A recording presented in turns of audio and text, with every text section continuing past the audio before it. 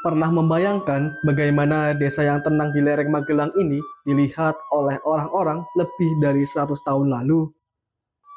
Jauh sebelum era serba digital hari ini, nama Kalegen ternyata sudah tercatat rapi di katalog Belanda sejak tahun 1887. Bahkan di peta tahun 1906 ada jalur khusus bernama Weg van Kalegen alias jalan menuju Kalegen. Artinya apa? Sejak dulu, Kalegen bukan tempat yang terisolasi. Desa ini sudah menjadi jalur sibuk yang menghubungkan pedesaan, pegunungan, hingga kota Magelang. Di sepanjang jalur itu, ada satu titik yang sampai sekarang masih menjadi pusat kehidupan, yaitu Pasar Kalegen. Uniknya, di catatan perjalanan zaman dulu, Pasar Kalegen ini bukan cuma tempat jual beli hasil bumi. Pasar ini sering dijadikan patokan atau penanda jalan bagi para pelancong tempo dulu sebelum melanjutkan perjalanan naik ke Candi Slokrio dan pendakian menuju Gunung Sumbing. Dari dulu sampai sekarang, fungsi pasar memang luar biasa. Bukan cuma tempat perputaran uang, tapi tempat warga bertemu, bertukar kabar, dan merawat keakraban. Selain jalan dan pasar, ada satu hal lagi yang membuat Kalegen sangat berharga bagi Magelang, yaitu air. Sekitar tahun 1910-an, pemerintah kolonial melirik mata air di kawasan ini untuk dialirkan demi memenuhi kebutuhan air bersih kota Magelang. Tapi di balik proyek air besar itu ada sejarah lisan yang tersimpan di ingatan warga. Desa Kalegen ini ada nama Desa Karang. Riwayat asli dari masyarakat turun-temurun seperti itu. Air mau dibawa ke kota zaman Belanda, masyarakat agar pergi dari situ karena akan dibuat air minum, khawatir nanti ada diracun atau gimana.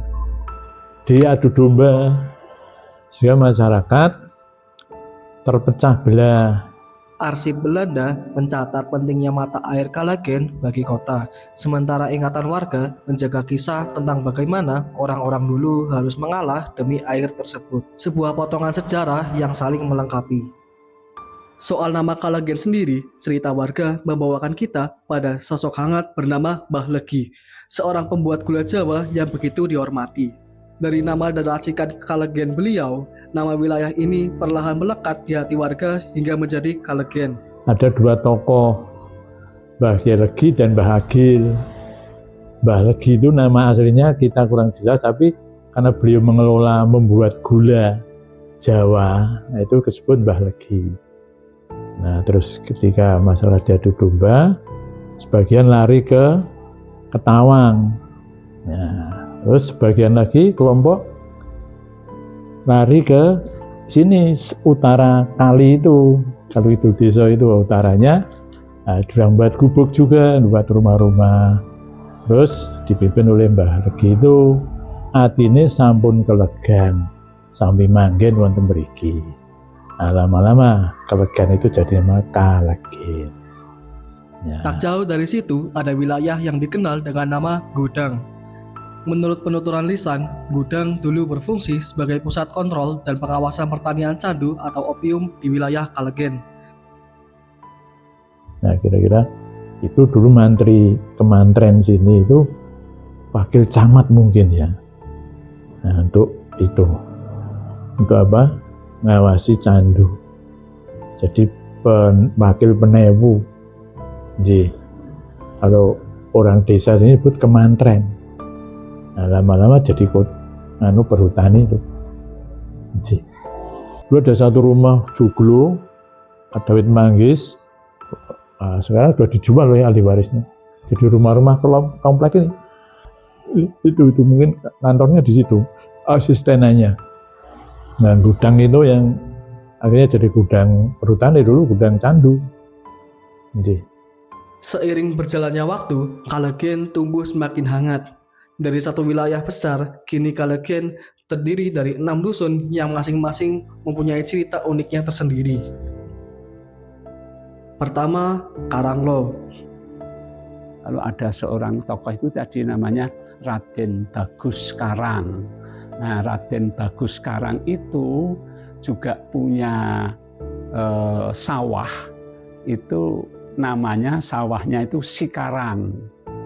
Nah, lalu kemudian di Sikarang itu ada pohon yang besar. yang pohon itu dinamakan pohon lo. Nah, biasanya pohon lo itu digunakan untuk tempat berteduh para tani ketika menggarap sawah. Ceritanya seperti itu. Lalu kemudian Raden Bagus Karang itu menurut ceritanya lalu kemudian memberi nama kampung ini menjadi Kampung Karanglo. Dulu terdapat area permukiman bernama Dukuh atau Dukuh. Nah itu kalau desa Karanglo itu cuma sedikit rumahnya itu. Yang banyak dari daerah Dukuh itu. Yang dibilang Dukuh itu kan banyak pohon dukuh itu, rindang itu, banyak dukuh rindang. Lagi pula ramai itu.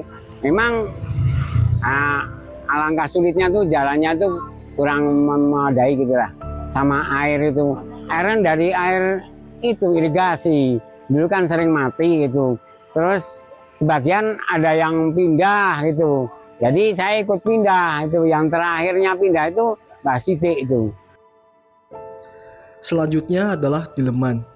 Nama dusun ini berasal dari Kiai Dileman, abdi dalam keraton yang menyebarkan Islam di wilayah tersebut. Berbekal peninggalan berupa masjid kuno khas Jawa, tradisi keagamaan di Dileman pun tetap lestari hingga saat ini.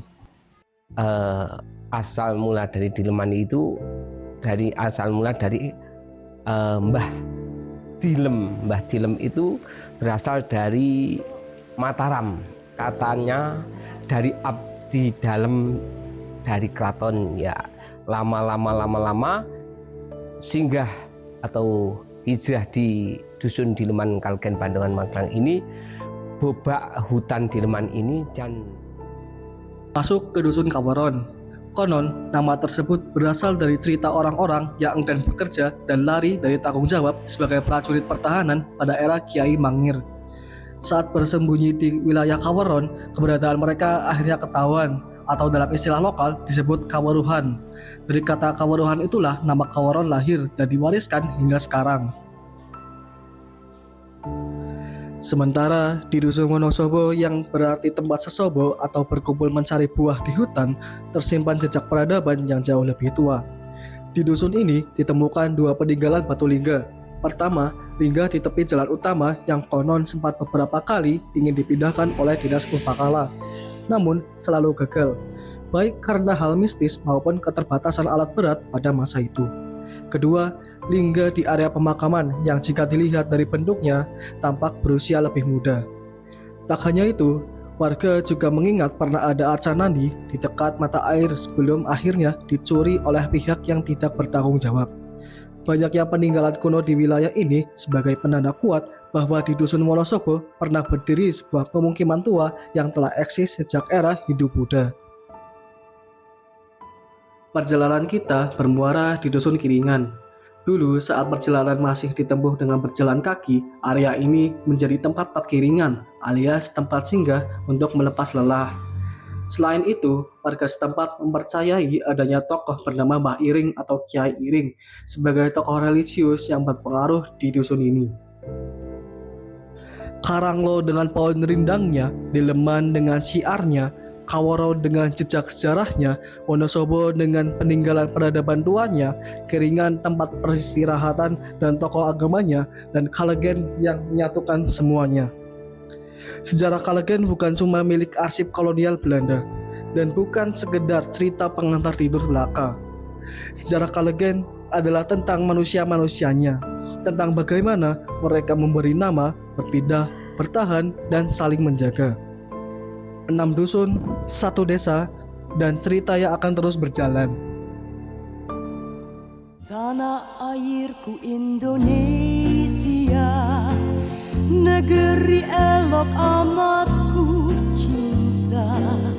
Tanah tumpah darahku yang mulia, yang ku puja sepanjang masa. Tanah airku aman dan